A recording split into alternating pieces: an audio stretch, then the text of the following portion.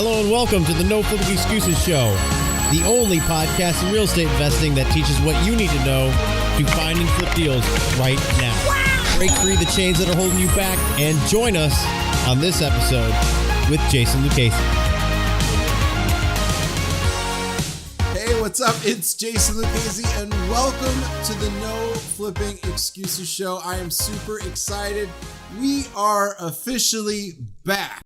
We took a little bit of a break. We had a lot of business things going on, so we decided to take a little bit of a break, but we are back. And guess who is with me in the office, aka my home office, the No Flipping Excuses studio? We've got the Myth with us. Michael, the Myth, everybody. How are you doing? Good, Jason. Good. Hey, thanks for having us back, having me back, I should say. And it's been a pleasure. You know, we did have to take a quick break. We had a lot of stuff going on with some, of our new partners. We got actually some pretty huge things rolling. Yes, we do. And if you check our Facebook page, you'll see plenty of that. But we actually had to come back, though, because we had so many people asking. Actually, one person said... What was the exact word he using? Basically he was going with withdrawals like a cokehead. He was withdrawing. So we're back, and we actually did this really awesome marketing campaign, reaching out to the community to get your questions. And I convinced Jason to segment some Ask Jason time. Yeah, he broke two of my fingers and poked me in the eye, and that was his. That's how he convinced me. Mm-hmm. So now you've got your opportunity to reach out to Ask Jason, and it's basically an open book to a certain degree within business.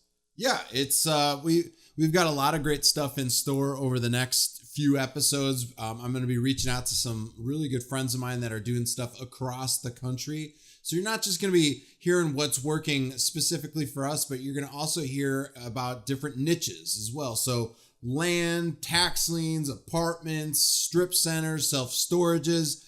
We're going to have a lot of great things. And that's just like the tip of the iceberg. We're going to have some major players in here that are doing some amazing things within their community. And they're going to be sharing and having it like an open book, just like how we have the No Flipping Excuses episodes. If you go and look at any of our previous episodes, you know that we leave no stone unturned.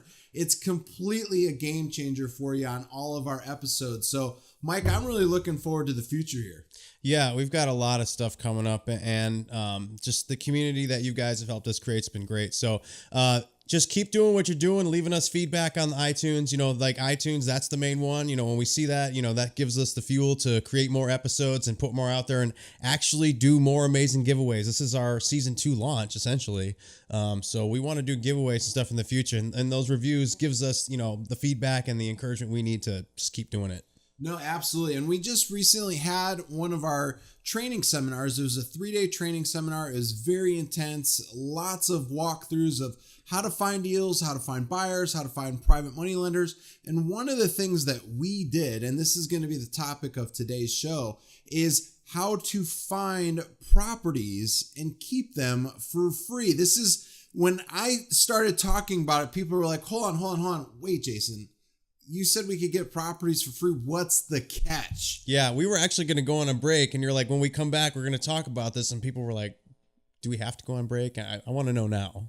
Exactly. And it was one of those things I only teach it to folks that have done deals before, but it doesn't matter. If you're brand new, intermediate, advanced, whatever, it can work. I would highly encourage you to get a couple deals under your belt, but I just recently had a student email me last night about a property package that she received, and I'm super excited for her because this will more than likely be able to work in this scenario. This is the type of scenario, Mike, it's only going to work by doing it with a property package. So the way I told everybody, we received, and this isn't going to be like something that you're going to do all the time, Mike. Right. Just to be completely transparent, this isn't going to be something you're going to do like every single week. It's going to be like maybe like a quarterly thing. Right. This is a nice strategy to build your business with, to add on. Yeah, this is going to be, for folks out there that want that mailbox money, that monthly residual income coming in every single month. This is going to be that strategy for building up your own income producing portfolio in a way that's not going to take any of your own money out of your own pocket, or it's not going to do anything from a credit standpoint, because let's face it, not all of us have great credit. So Mike, with this strategy into play, this is, one of the scenarios that I gave was on a deal that we did. We found it by using one of our direct deal profit strategies, where we were able to connect with somebody on LinkedIn. They were an asset manager at the bank, and we just gave them a call after we connected with them on LinkedIn. And the great thing about it was when we called them, they knew who we were because we were emailing back and forth with each other. So all I did was I did a simple phone call, talked to the asset manager over at the bank, and needless to say, they had some assets that they needed to get off of their books, and they had quite a few of them. It was over 40 properties. Right. I believe the actual number was 47 for this particular case study. And the way we structured it, it was a phenomenal deal. And it was a phenomenal deal in a way to where we could structure it in a way to where we could purchase the 47 properties, but we could sell 44 properties. What do you think about that? Do those numbers make sense? I'm leaving out 3, right? It sounds like the 3 properties just disappeared. Yeah.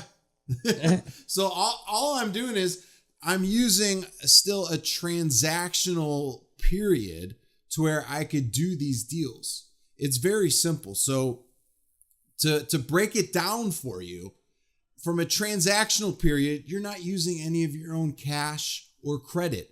All we did, we used besttransactionfunding.com, and they gave us a proof of funds letter, and that wasn't even a requirement from the bank. They didn't want a proof of funds letter. They didn't want a letter of intent either. So all I had to do is I came to terms with the asset manager, and at the end of the day, I had 47 properties at 45%, Mike, of the ARV. Do you think that's a pretty good deal? Sounds like it's a pretty good deal. I mean, it sounds like you're making some money without, that's just kind of popping out of nowhere. Just that tiny little margin that you can leverage, this huge package with to make your profit. Absolutely. And the great thing when you're doing deals with banks is they come with broker price opinions or actually full-blown appraisals. They do them every 90 days. The other thing too is I had full complete title searches. So I was able to find out if these properties were clean on title because they were being advertised that. So normally you have like a due diligence period and you're able to go find out values of these properties. You're able to see if the title is actually clean. It's a huge amount of properties for your title company to do. So you want to make sure that it's, first of all, deals that you want to move forward with. You don't want to give, your title company 40, 50, 60 properties that they have to go and do title work on, because that is going to take a little bit of time. It's going to hold things up. So you have to make sure you do your due diligence period. But whenever we get into a package scenario like that, we want to go straight to knowing who the cash buyers are going to be. And we could talk about that as well. Well, Mike, finding the cash buyers. Right. The easiest platform that we have found, right? What do you think comes straight to mind? Hands down, LinkedIn. Yeah, it is. We recently had one of our students, Kathy and Chris, that we did a private 2-day with. They're part of our partnership program, and they literally came to us with a list of, a bunch of cash buyers that they're able to find on LinkedIn. And we're having some of our other partners go on LinkedIn to do it. Another great source that we're giving to our students is gosection8.com. Yep, that was going to be the second one I was going to fire off. Yeah, you could call these people. They have properties already listed on the website. Now, here's the cool thing. Say, for instance, you don't want to find somebody here locally. We'll go to a different state and find them. And that's what we're encouraging a lot of our folks to do, is find people all over the country, because here in Indiana, we're seeing really great capitalization rates. The days on market right now are around 43 days. That's average days on market. That's including retail properties. We're at a really strong position with a cash flow state. versus appreciation. We're seeing from an appreciation standpoint, steady growth, about 2 to 4.5% is what we're seeing. So what I would encourage, if you need a cash buyers list too, and I know I'm going a little off topic here, but I want to make sure that at the end of the day, you have your own cash buyers as well. And that's one of the best ways, because phone numbers pop up right away, Mike. Right. And it's an easy way to call them, right? Right. And, you're not straying too far off topic, because once you get these, properties that you acquired for free, you then need to move them. Yep. So you want to have these cash buyers lined up. And then not only that, some of these cash buyers are players that might have deals of their own that you can work with, and even potentially, work deals similar. Yeah, absolutely. And for the particular deal that we were talking about here, the scenario on how you could get the properties for free is we actually found somebody off of Craigslist. Within the services section under real estate, you just go and find the people that have those We Buy Houses ads, and you just give them a call. But real quick, what would you say to the people that they're basically naysayers that are like, oh, Craigslist's garbage leads. It's just a whole bunch of spam and nonsense. Like, there's nothing there. Well, the great thing about it is you are going to find folks on Craigslist that, are the We Buy Houses folks. They're going to end up most of them are going to end up being wholesalers. And that's not a problem. That is not a problem at all. Some of those individuals could turn into being JV partners. But you do have to go through and find that individual. And the so-called needle in the haystack is much larger on Craigslist than most people think. The needle is not really a tiny little needle. It's actually a good sized needle. No, it is. When you start scrolling through Craigslist ads and looking at potential buyers, you can tell the ones that are being spammy versus the ones that are legitimately building a business. It's not hard to differentiate, and connecting with them is more or less your effort. How much effort you put into. Did you pick up the phone and reach out to them like you would talk to, like I would talk to you, Jason? Hey, I saw you on Craigslist. I see, it looks like you're a wholesaler. I'm also a real estate investor here, a wholesaler here in Indy. Would you be interested in JVing on some deals together? Yeah. I mean, it's that simple. Absolutely. And the great thing about that is those you could find bandit signs for those people. You could find tons of things for those people. And sometimes they may be good JV partners for you, but they also may be legit buyers as well. The best way to vet people out is not asking for a proof of funds letter, but it's actually asking them where they close their deals at. Yeah, that's a simple question to just ask them, and it's so innocent. Like, they don't think about it. They'll just fire off the name, and you'll be all right. Great, you'll give them a call behind. Once you hang up the phone, find out if it's legitimate. How simple and easy was that to save you the headache down the road of having a buyer that was all talk and no show? Absolutely. And the simple question that you get, the answer is they're going to be able to tell you where they're closing deals at. Now, if they don't know where they're closing deals at, that's a big red flag. Now, when you actually call the title company, you could say, hey, I just got done talking to Joe Smith. And Joe told me to give you a call. Now, here's what you do when you're calling and talking to the title company. You, first of all, don't hop right into saying, hey, how long has Joe been doing business with you guys? When was the last time he did business with you, right? You want to hop into it and be a little bit more delicate to it, because you eventually probably want to do business with this title company. So first of all, I would ask them, what is their procedure for ordering title reports? How much time do they need in order to schedule up a closing? And do they do mobile closings? Meaning, do they close at other locations if need be? Because you never know, a seller could be a little bit older. They could be in a position to where they need somebody to come to their house. Right, Mike? Right. Now, wrapping all this back to, what does this mean for when you get properties for free, or how you get properties for free? How does this help you out? Building up your business on LinkedIn and putting yourself out there as somebody who's doing this, reaching out to the cash buyers and talking to them, showing this deal. When you get this package deal, and it's funny when you say needless to say, it is needless to say, you talk to the bank. I mean, who owns more property than anybody here in the country? Banks. I mean, really. I mean, yeah, you might own, paper, but they own the note. I mean, essentially, they take the property until you pay them back. So they own the most real estate. So why not ask them if they have stuff they want to liquidate? Yeah, they're in complete control. When they have that first lien position on there, they don't essentially own it, but what they do is they have that note on there. So if something happens to the property, they do become that owner. Actually, the largest owner of real estate is McDonald's.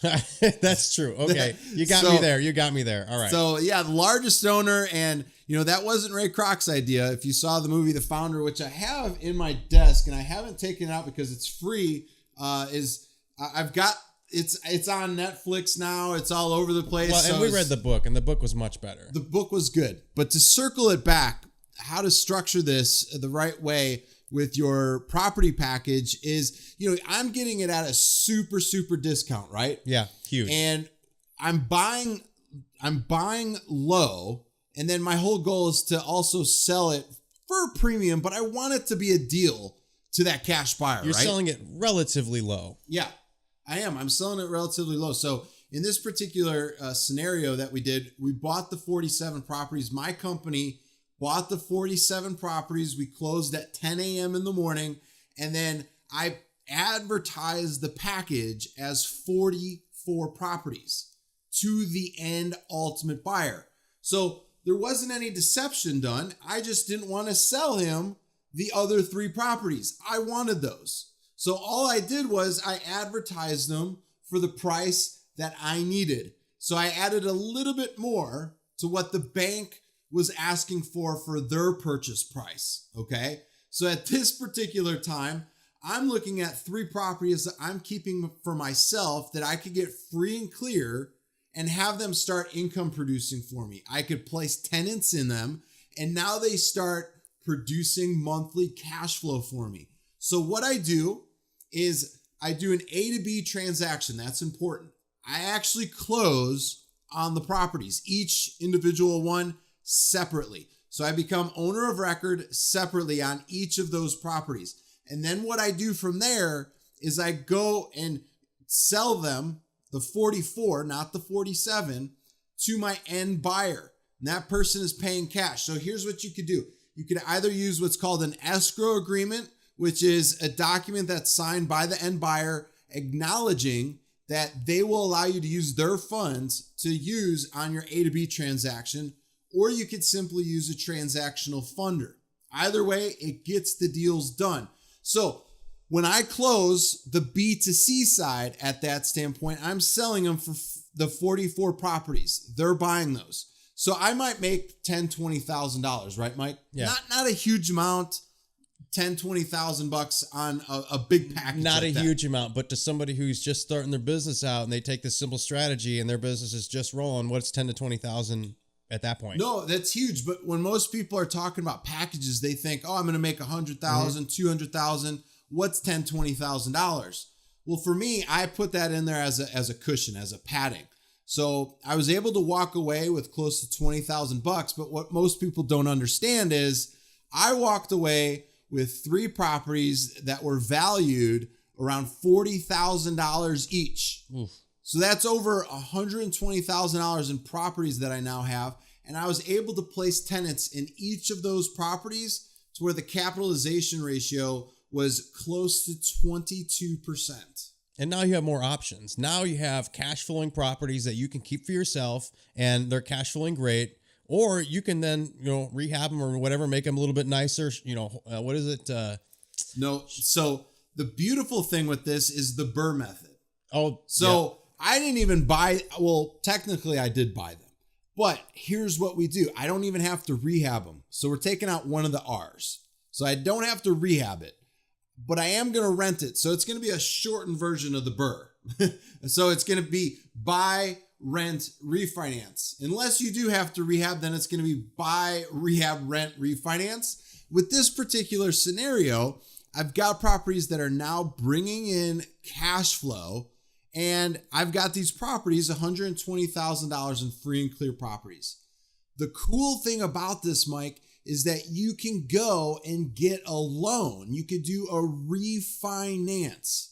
Now, when you do the refinance on these properties and you're able to abstract cash out of these properties, you're not having to pay capital gains because you know what? You're not selling the actual properties. You are receiving tax-free money on these properties. Now, most banks, I would go to a mom and pop bank because they're going to look at the asset, not the person that's actually requesting for the loan. Yes, they'll look at you, but most of all, they want to see that the assets that you have are actually producing income. So most of the time you could get up to 50 to 75% of the cash out value of those properties. So if we're talking $120,000 and you could take out 75% on those properties and it's tax free, you could go rinse and repeat that cycle over and over and over again. So now you got those 3 properties for free. Yes, for free. Then you go out, you refinance at 75% cash out.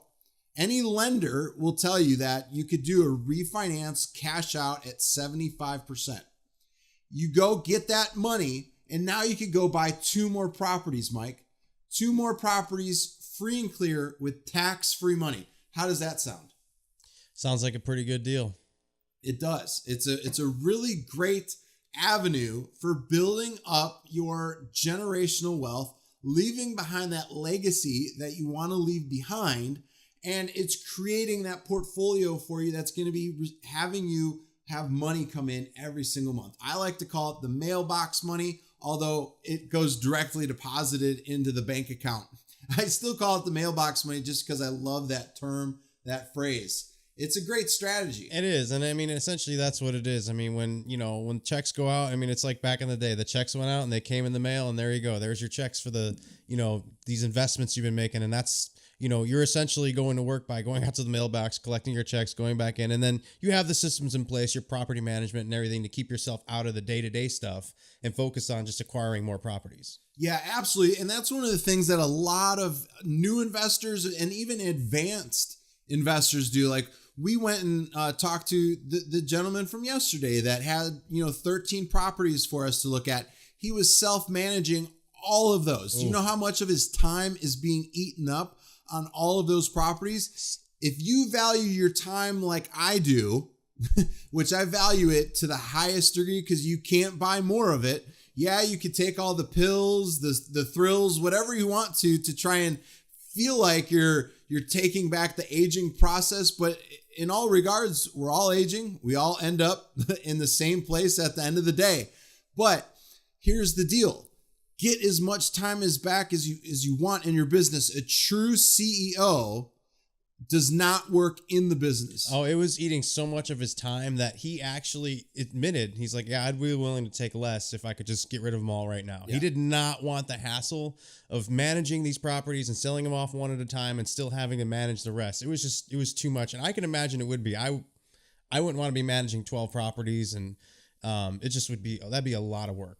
Yeah, it totally is. And I always recommend, once like in the beginning as investors, we're always working in the business. And, right. And that is a necessity. You need to understand and know your business so that you could properly outsource it. Yeah, you're not going to probably be the best at every single position within your business, but you could replace that with somebody that can be great. Either be a virtual assistant or, somebody locally that you hire. But you need to get to a point to where you're working on the business because that not only creates opportunities for your employees and puts them in a position to where they can make a ton of money, but it also alleviates you from, always being in there and grinding. Yeah, you really got to get into that mindset. I saw this really great meme that I'm going to share it later, but it basically had the comparisons of, how somebody, a CEO thinks compared to what people that are just starting a business think, and one of them was a CEO, invests in tools, education, and further learning while,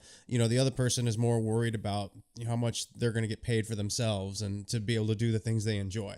So you got to think about, all right, paying the property manager is going to cost more. Yeah, I might not even get paid anything. I might actually be losing a couple of bucks. But long term, this is going to pan out because I'm going to be able to get more deals. I'm not going to be focusing on these properties. Yeah, what a lot of new investors do is when they get one property under contract, what do they tend to do?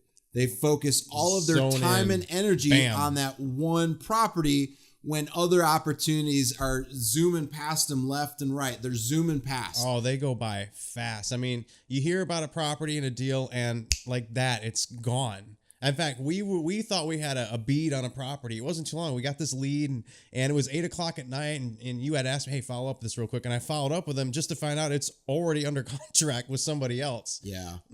So deals go quick. So you really got to be, ready to just swoop in and, take action right away. And if you're focusing on your property management because you didn't want to pay the property manager to do it for you, those deals are just going by you. Yeah. You got to think about it. You got to think about it like this. You have to break down your time into hourly increments to see how much you actually value your time at. Do you value your time at $200 an hour, $1,000 an hour, $2,000 an hour? You need to really value that. If you're not making your hourly wage, then you're doing something wrong in your business. You're doing something wrong. So you have to really look at it. I always tell folks, especially in our training programs, the very first lesson in all of our training programs, Mike, is building that rock solid foundation.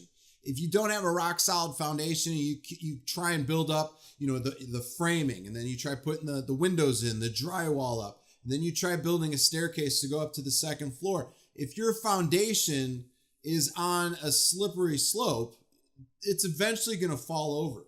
So you're not going to be able to build a proper empire if you don't have that foundation. So the thing that I recommend is plan, do, check, adjust. Now, I'm not the one that came up with that. I listened to that in a book, and I really stuck with it. It's been with me. It's been in my head for a long time now. The plan, do, check, adjust method is just a great way.